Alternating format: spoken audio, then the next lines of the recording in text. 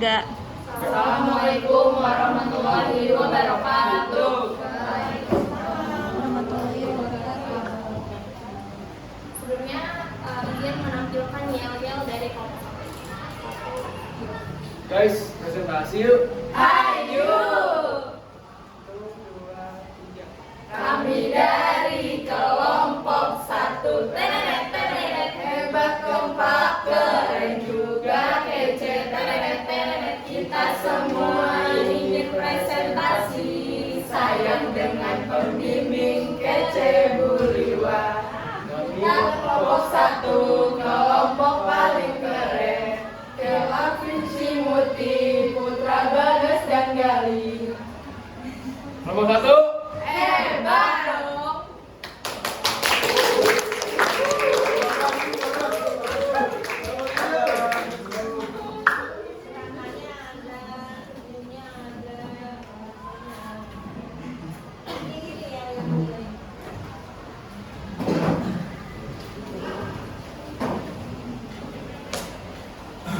Sebelum masuk ke presentasi, jadi harapan saya bagi Sektor Promo untuk membacakan pantun yang akan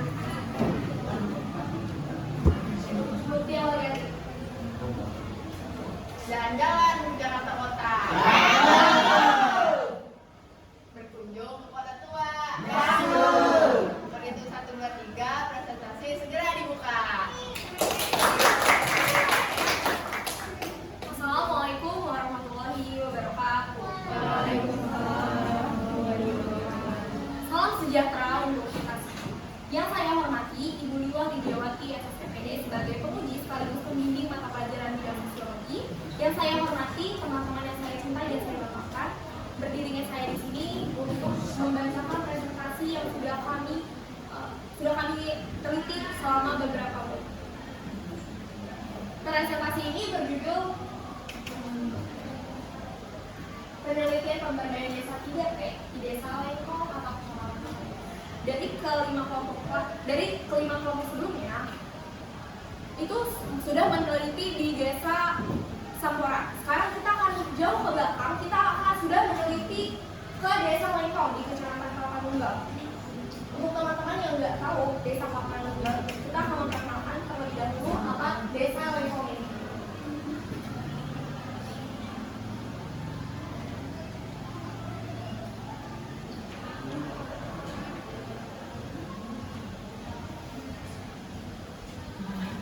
Kita akan membuka video dia.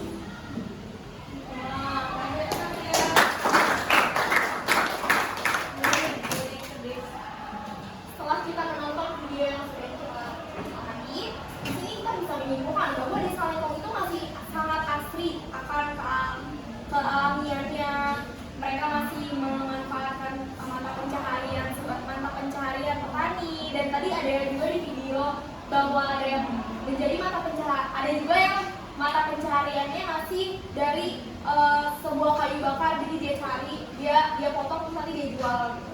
Oke, di sini kita akan membahas desa Lengkong. Oke, apa tuh desa Lengkong? Desa Lengkong adalah sebuah desa di Kecamatan Tunggal, Kabupaten Bogor dengan luas memiliki kurang lebih 367 hektar. Desa ini merupakan hasil pemekaran dari Desa Nambo pada tahun 1970. Jadi sebelum ada Desa Lengkong ini, Desa Nambo ini hanya Desa Nambo. Jadi pemerintah menyebarkan lagi untuk biar agar menjadi desa yang lain, yaitu Desa Lengkong ini. Terus pada wilayah 2014 silam, desa ini menjadi salah satu wilayah di Kecamatan Tunggal yang tergolong dalam desa 3T, yaitu tertinggal, tertindas, dan terbelakang. Tertinggal berarti memiliki kualitas pembangunan yang rendah, di mana masyarakatnya kurang berkembang dibandingkan dengan desa lain dalam skala ekonomi. Keadaan penduduk berdasarkan mata pencaharian. Bisa dilihat juga dari yang video tadi. Pada tahun 2015, Desa Lengkong sangat mengalami keturunan mengalami ketinggalan karena dalam masyarakat yang kurang mampu juga populasi pada saat itu sangat tinggi dikarenakan kurang adanya edukasi seks bahwasanya ketika mempunyai anak mereka memiliki prinsip bahwa ketika mempunyai anak pasti bakal banyak rezeki, padahal tidak seperti itu. Untuk memiliki anak juga perlu dibutuhkan faktor pendukung ekonomi yang perlu juga agar anaknya tidak terlantar ya. Jadi harus didukung dengan perekonomian yang cukup. Jadi mereka itu kurangnya melek akan hidup yang sebenarnya itu bagaimana. Bisa dilihat dari sumber data catatan dari kantor Desa Lengkong bahwa jumlah keadaan penduduk berdasarkan mata pencaharian di 2015 ini ada petani paling besar sebesar 40%, buruh bangunan atau tani 28%, PNS hanya 1% di desa tersebut, wira swasta dan pedagang hanya 16%, TNI atau Polri tidak ada sama sekali, pengangguran sebesar 15%. Jumlah keluarga kurang mampu di Desa Lengkong tahun 2015 yaitu 197 keluarga mampu atau 29% dan 480 keluarga kurang mampu sebesar 71%. Berarti sangat jatuh dan sangat berbeda berbanding terbalik banget. Angkanya cukup sangat jauh ya antara mampu dan tidak mampu. Jadi mereka itu harus melek akan kehidupan, bahwasanya kehidupan itu harusnya bagaimana dan harus didukung oleh faktor apa. Jadi mereka harus mengimbangi dengan apa yang mereka cukupi. Selanjutnya ada pemberdayaan yang akan dijelaskan oleh Doles Renando. Di sini apa itu pemberdayaan? Menurut Edi Wapilaya yang dikutip oleh Zbaigli, bahwa pemberdayaan adalah upaya untuk membangun kemampuan masyarakat dalam mendorong, memotivasi, membangkitkan kesadaran akan potensi yang dimiliki dan berupaya untuk mengembangkan potensi itu menjadi tindakan nyata.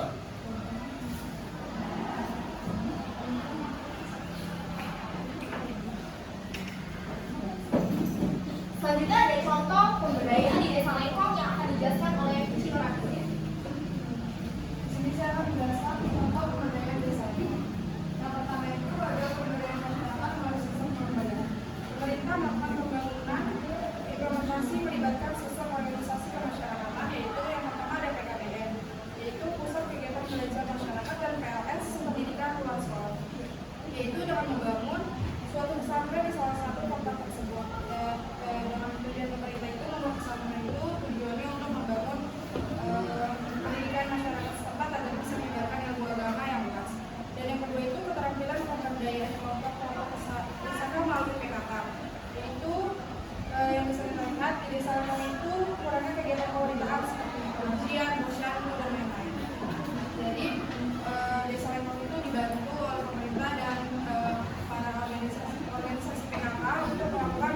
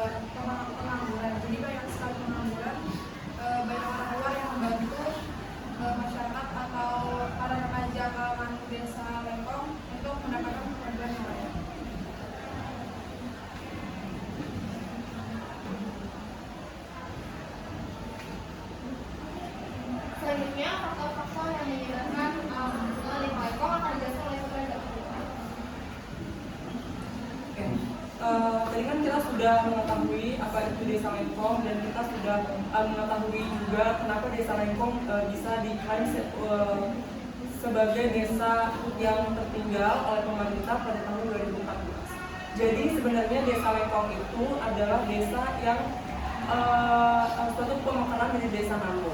Nah jadi sebenarnya melihat dari realita tersebut, pemerintah juga melihat akan kehidupan kemanusiaan terhadap masyarakat desa itu sendiri.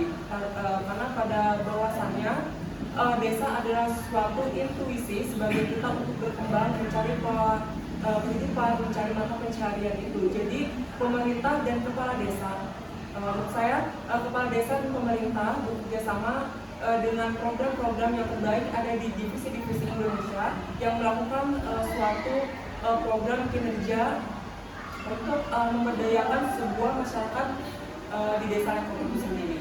Jadi yang pertama kepala desa dibantu juga dengan pemerintah setempat melakukan pemberdayaan melalui dua, yaitu yang pertama yang sudah dijelaskan oleh teman saya yaitu Kici. Yang pertama itu memberdayakan masyarakat melalui sistem kelembagaan yang bekerja sama dengan BKBM, dengan PLS juga. Nah yang kedua yang akan saya bahas dan yang akan saya jelaskan adalah pemberdayaan masyarakat berdasarkan potensi desa.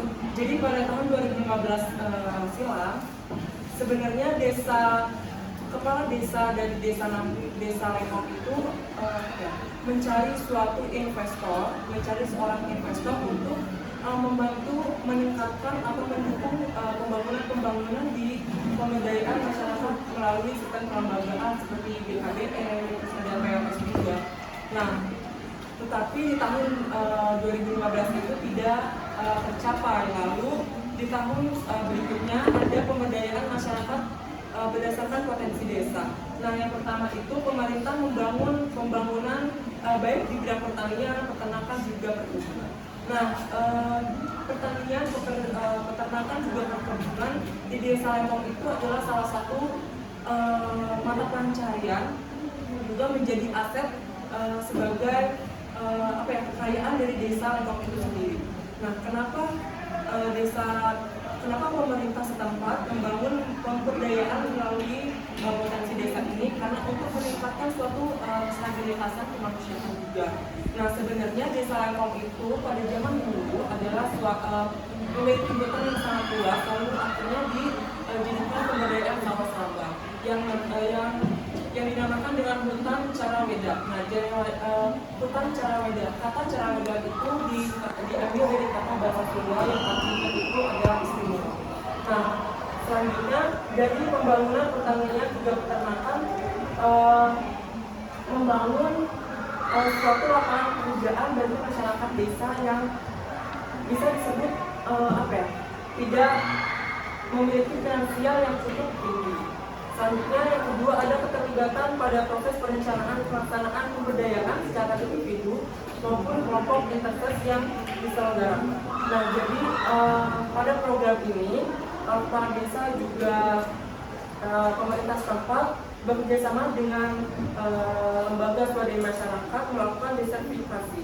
Nah, itu desertifikasi itu adalah untuk meningkatkan kualitas diri melalui pelatihan. Nah, jadi dari lembaga swadaya masyarakat itu diambil dari program-program yang terbaik ada di luar desa, lalu dijadikan tempat pelatihan sebagai sosialisasi kemasyarakatan, juga untuk memagangkan masyarakat agar memiliki keterampilan. Nah, jadi lembaga swadaya itu juga berperan penting sebagai pembuka lapangan pekerjaan. Jadi contohnya misalnya saya adalah masyarakat asli dari desa Lengkong itu. Nah, terus ingin mencari pekerjaan di desa atau bahkan di luar desa maupun kabupaten yang maju. Jadi dibantu oleh lembaga swadaya masyarakat untuk pemagangan di kantor-kantor besar atau bisa juga di perusahaan-perusahaan besar.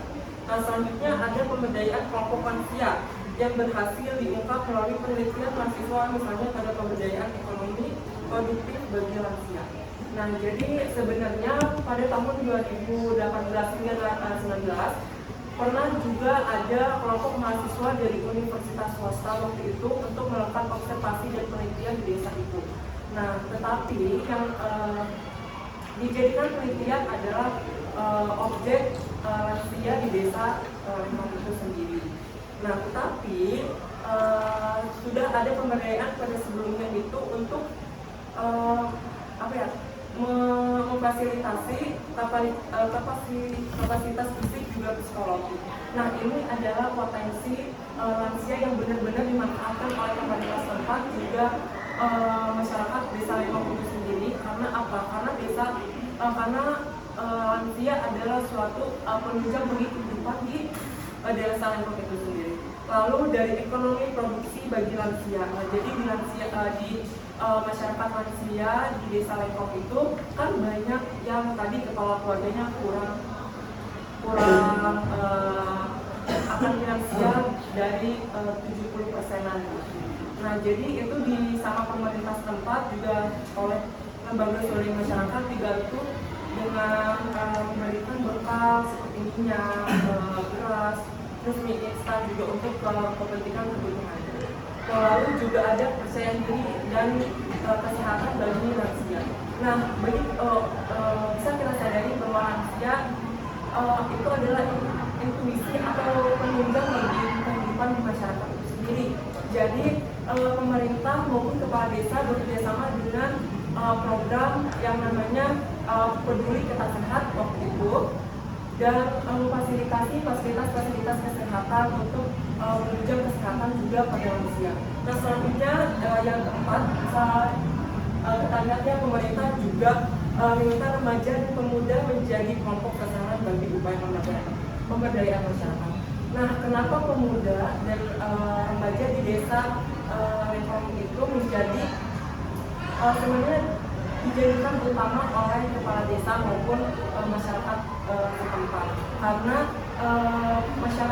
karena pemerintah dan kepala desa tahu bahwa remaja dan pemuda kita sebagai penerus bangsa menjadi intuisi juga peningkatan sebagai desa Lembang itu sendiri menjadi masyarakat yang sejahtera. Jadi dilakukan dengan program-program untuk bertujuan seperti ketahanan fisik, terus dibangun juga karang taruna, lalu ada juga kemandirian seperti olahraga dan keterampilan itu sendiri untuk menunjukkan suatu sistem liberal dan diversifikasi dengan ilmu pengetahuan. Oke, boleh bisa dilanjut.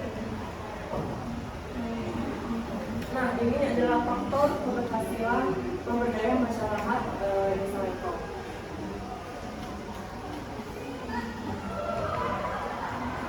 Nah, jadi keberhasilan pemberdayaan masyarakat itu dibagi menjadi 5. Yang pertama adalah kebebasan mobilitas, jadi kemampuan individu untuk pergi keluar ke wilayah tempat tinggalnya seperti ke pasar, fasilitas medis atau kesehatan maupun bioskop. Nah, jadi adanya pemberdayaan ini sebenarnya dimanfaatkan sebaik-baiknya oleh masyarakat desa Lembang itu sendiri. Karena sudah ada bukti dengan keberhasilan pemberdayaan masyarakat menjadi 5 ini. Yang kedua itu kemampuan membeli komoditas kecil seperti individu maupun kepala keluarga bisa membeli beras, terus minyak goreng maupun minyak. Selanjutnya ada kemampuan membeli komoditas besar seperti lemari, pakaian, TV dan lain sebagainya. Nah, jadi dari pemberdayaan yang diberikan oleh kepala desa maupun pemerintah setempat itu dimanfaatkan sebaik-baiknya oleh masyarakat desa Lembang itu sendiri. Karena apa? Karena dengan meningkatnya suatu sistem perekonomian juga mata pencariannya, sehingga bisa timbul kemampuan mobilitas yang besar, itu bisa membeli peralatan elektronik seperti TV, lemari dan lain sebagainya. Selanjutnya ada keterlibatan dalam membuat keputusan rumah tangga, misalnya mengenai renovasi rumah, dan itu bisa dibantu dengan subsidi dari masyarakat, dari kepala desa maupun lembaga swadaya masyarakat. Kita bisa membuat suatu programnya. Selanjutnya ada kebiasaan relatif dari komunitas keluarga, misalnya bisa bisa suami istri maupun anak juga mertua bisa mengambil uang tanah perhiasan dari dia tanpa izinnya dan melarang mempunyai anak atau melarang bekerja di luar. Nah, ini adalah suatu sifat kemanusiaan yang bisa diambil oleh yang bisa dimanfaatkan sebagian besar oleh masyarakat desa itu sendiri.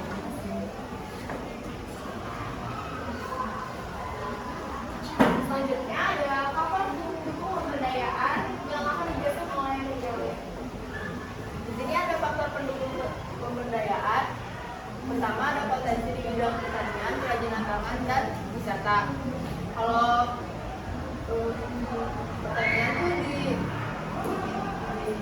pekerjaan di banyak yang masih mata pencahariannya sebagai petani. Terus kalau misal kerajinan tangan dibuat oleh UMKM, di bidang wisatanya ada Taman Sidatang, kedua ada sarana dan prasarana BUMDes atau bidang usaha milik desa, yaitu ada Taman Sidatang yang diolah atau diurus oleh masyarakat setempat. Lalu ada faktor penghambat pemberdayaan, pertama ada pemimpinan desa yang sebelumnya kurang peduli, kurang sosialisasi,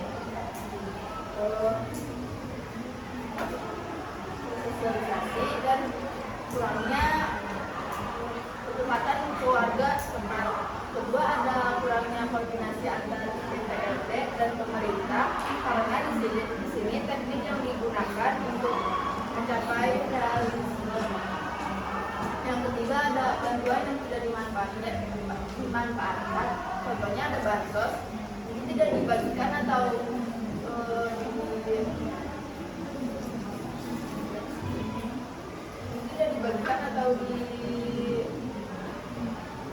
digunakan oleh pengurus desa setempat juga yang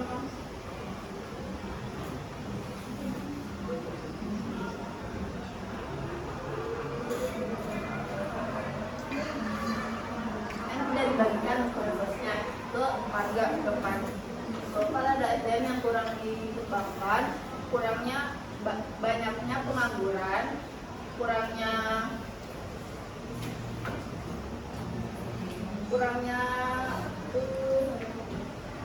yang putus sekolah dan kesadaran diri. Selanjutnya, seperti faktor penghambat dan faktor pendukung, di sini ada perubahan terhadap pemberdayaan. Juga sudah dijelaskan kepada Putra, Bagas, Putri, dan Muti tentang pemberdayaan itu sendiri. Di sini ada perubahan terhadap pemberdayaan yang sudah saya jelaskan ketika di awal presentasi. Perubahan terhadap pemberdayaan kan untuk mengubah sesuatu yang tinggal untuk menjadi sesuatu yang maju kembali itu terrealisasi di Desa Lengkong selama 1 tahun ini. Di tabel yang ketiga ini sumber data dari catatan kantor Desa Lengkong. Dari yang tahun 2014 banyak keluarga yang tidak mampu, keluarga yang kurang mampu itu jadi menurun. Jadi banyaknya keluarga yang mampu sebesar 29%. Dan keluarga yang kurang mampu sebesar 71%. Dan selalu mengalami peningkatan setiap tahunnya. Yang kami dapatkan terakhir yaitu tahun 2021. Keluarga mampunya berjumlah 643 keluarga atau 82%. Keluarga tidak mampunya sebesar 148 keluarga atau sebesar 18%. Jadi bisa kita lihat pemberdayaan itu sangat penting dan sangat bermanfaat untuk desa itu sendiri. Jadi membuat suatu desa yang tadinya tertinggal dan belakang menjadi maju dan bisa mengikuti perkembangan di zaman kini. Dan akhir ada kata motivasi yang kita ambil dari kelompok kami. Jadi bisa kita pelajari bahwa kita bisa mengembangkan kesuksesan dan kegagalan. Nah, jadi dari kegagalan itu kita bisa kegagalan dan keputusasaan itu bisa kita pelajari sebagai global loncatan yang paling pasti menuju sukses.